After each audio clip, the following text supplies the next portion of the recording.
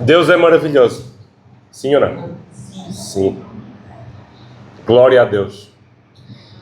As coisas que nós tanto queremos e que no momento certo vêm ter connosco são bênçãos incríveis que nem sempre damos o devido valor. Mas a verdade é que Ele está lá sempre que nós precisamos. Glória a Ele por isso. Eu gostaria de começar com uma pequena passagem em 1 de João, capítulo 4, versículos 18 e 19. No amor não há temor. Antes, o perfeito amor lança fora o temor. Porque o temor tem consigo a pena. E o que teme não é perfeito em amor. Nós amamos porque Ele nos amou primeiro.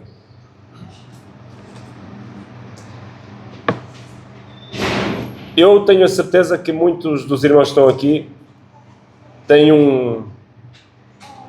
devem sentir um prazer que partilhamos. Eu, por exemplo, eu amo mergulhar no mar. Eu tenho a certeza que muitos que aqui estão amam mergulhar no mar. Outros nem por isso. E eu gosto de o fazer pelo prazer que eu sinto. Pelo som das ondas.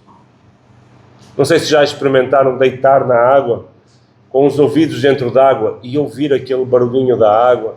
Isso para mim é bom. Eu gosto disso. Outros amam deitar na erva no chão. E nestas noites de verão é uma delícia. Sentir a erva nos braços, olhar para o céu estrelado, ver aqueles pontinhos luminosos, fazer aquelas perguntas todas.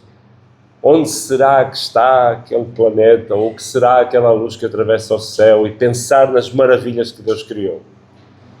Sentir uma brisa passar nos nossos braços. É uma delícia. Mas há outros que não gostam disso. Há pessoas que têm pavor do mar. Se vão à praia e molham os pés porque está quente, só querem sair dali para fora porque têm medo do mar.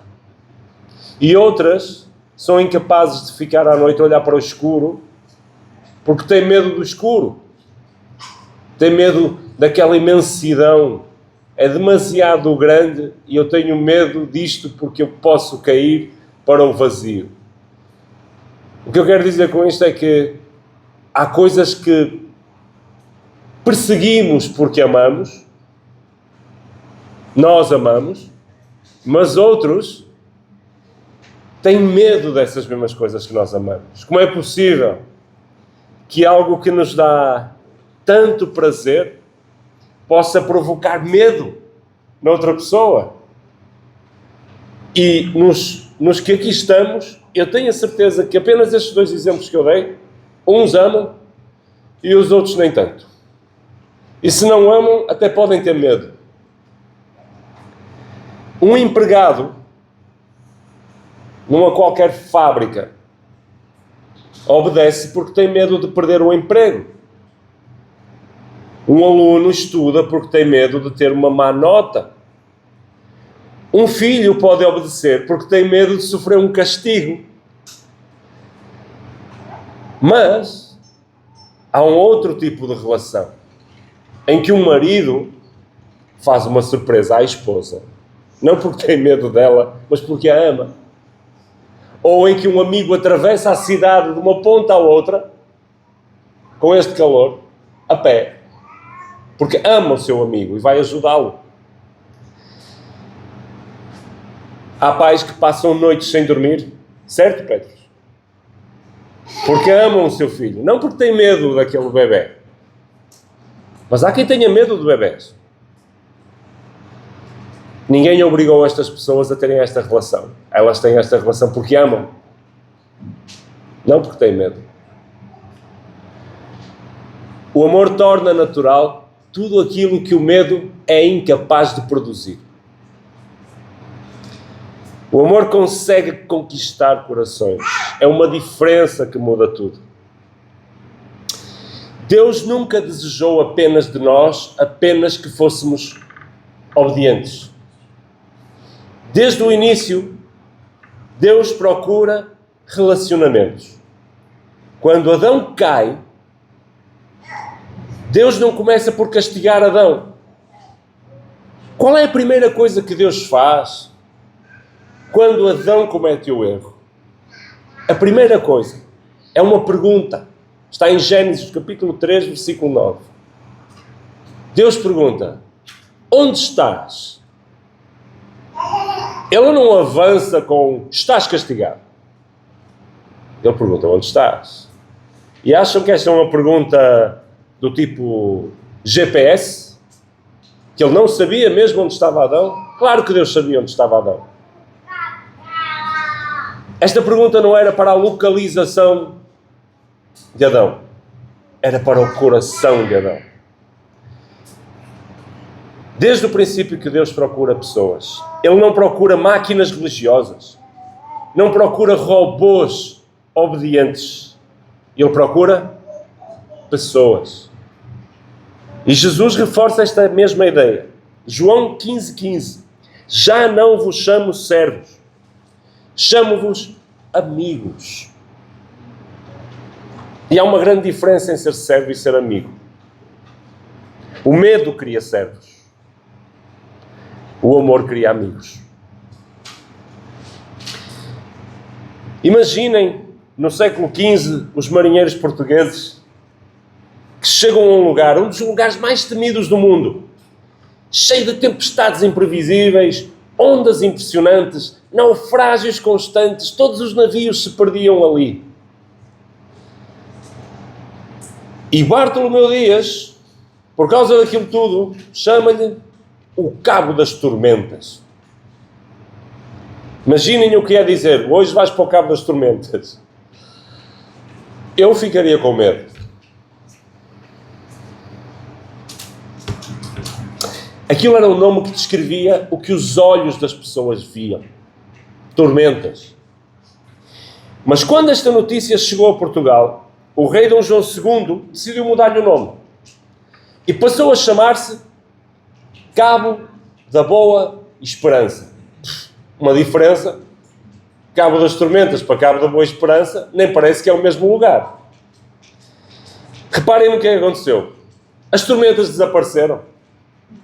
As rochas desapareceram. Mudou o olhar das pessoas. Deixou de ser conhecido por um perigo que representava e passou a ser conhecido por uma esperança que oferecia. É uma bela imagem para a nossa vida cristã. Jesus nunca disse: olhem constantemente para o perigo do inferno.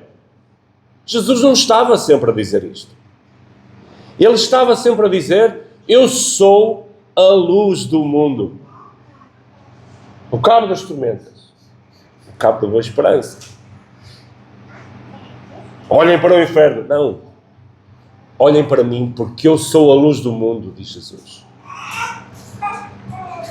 O amor produz aquilo que a lei nunca consegue produzir. Paulo escreveu: o amor de Cristo nos constrange, 2 Coríntios, capítulo 5, 14. Curiosamente, Paulo não diz: o medo dos castigos nos constrange. Não, Paulo não diz isso. O medo da condenação nos constrange. O amor nos constrange. O verbo grego utilizado para constranger significa ser completamente envolvido. O amor torna inevitável a resposta. É por amor que nós devemos procurá-lo. No casamento é assim. Um casamento mantido apenas pelo medo torna praticamente inevitável um divórcio. Um casamento mantido pela admiração mútua, pelo amor mútuo, é a receita garantida para o sucesso. E cresce todos os dias. Eu não sei se recordam, em 2010, Houve um caso no Chile de uns mineiros que ficaram presos numa mina. Eles ficaram 69 dias, 700 metros abaixo do solo. Durante semanas, eles nem sequer sabiam se alguém os procurava. Até que um pequeno tubo rompeu o solo, rompeu a escuridão. E nesse tubo tinha uma mensagem, dizia assim: estamos bem, os 33. Quando começaram os resgates, nenhum mineiro saiu dali porque foi obrigado. Eles saíram porque confiavam em quem estava lá em cima a cuidar deles. Mas atenção, eram centenas de metros. Era uma cápsula estreita, sem controle absolutamente nenhum de nada. E eles entregaram-se. A confiança venceu o medo. E é outra imagem poderosa que podemos ter da fé. A salvação para nenhum de nós nunca foi subir sozinho. Foi aceitar que alguém nos resgatasse. Exatamente como aqueles mineiros. A salvação estava na confiança, na entrega, em alguém que nos ia puxar. Eu sei que eu repito muitas vezes esse exemplo, mas é muito poderoso. Os dois filhos, do filho pródigo, há um que fica em casa, o outro que vai embora, e quando regressa, há aquela questão do pai não fazer nenhum interrogatório, não quer saber de nada e simplesmente abraça o filho. Mas o filho, com medo, tinha um discurso preparado e era um discurso baseado na culpa dele. E o pai só lhe deu uma resposta: amor. 1 João capítulo 4, versículo 18. No amor não há medo. Antes, o perfeito amor lança fora o medo. Isto não significa que não devemos ter reverência nem respeito. Significa apenas que devemos ter ausência daquele medo que nos paralisa. O medo diz-nos assim: afasta-te, esconde-te. E o amor diz: vem. O medo faz isto. E o amor faz isto. Algumas perguntas que nós devemos fazer para nós próprios. Por que oro? Porque amo a Deus? Porque venho aqui? Porque leio a Bíblia? Porque sirvo? É porque eu tenho medo? Tenho medo da condenação? Tenho medo do inferno? Ou é porque fui conquistado? É porque Deus me arrebatou? Devemos pensar nas respostas destas perguntas. Há um filósofo, devem conhecer, Pascal, Blaise Pascal. Ele escreveu assim: o coração tem razões que a própria razão desconhece. Nós podemos falar sobre Deus, discutir Deus durante anos a fio, mas ninguém vai ficar junto de Cristo por causa de um argumento lógico que resulta dessas conversas. Nós ficamos juntos de Cristo porque o nosso coração foi realmente conquistado, foi constrangido, foi cativado. Um outro, Søren Kierkegaard, afirmou: a pureza do coração é querer uma só coisa. Quando Deus passa a ser essa uma só coisa, a obediência deixa de ser um peso. Passa a ser uma consequência. Pensemos nas nossas pequenas alegrias. Mergulhar no mar, sentir água fresca, ver um pôr do sol, passear numa floresta, deitar na relva numa noite de verão e olhar para o céu. Ninguém faz isto por obrigação. Fazemos porque estas experiências nos fazem bem, porque despertam algo dentro de nós, porque amamos fazer estas coisas. Talvez a pergunta mais importante esta manhã seja esta: será que a presença de Deus desperta em mim este mesmo desejo de ficar a ver um pôr do sol? A simples constatação de que o sol se pôs produz muita alegria em muitos de nós e um prazer indescritível. Não sabemos explicar porque é que gostamos de fazer aquilo. A presença de Deus nas nossas vidas provoca pelo menos isso? Tenho vontade de estar com Ele? Ou apenas receio as consequências de estar longe dele? Toda a Bíblia aponta para uma única realidade. Deus nunca quis ser apenas obedecido. Deus quis ser amado. E é por isso que Jesus não morreu para produzir pessoas assustadas e com medo. Ele morreu para reconciliar as pessoas com Deus. Morreu porque Deus nos amou primeiro. No Sinai, aquele povo afastou-se com medo. Mas no Calvário, Deus aproximou-se e aproximou-nos dele, com amor.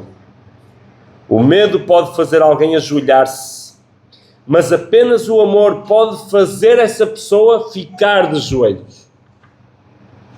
Permanecer de joelhos. Talvez por isso a maior frase sobre a vida cristã esteja condensada num versículo tão simples, em 1 João 4,19. Nós amamos porque Ele nos amou primeiro.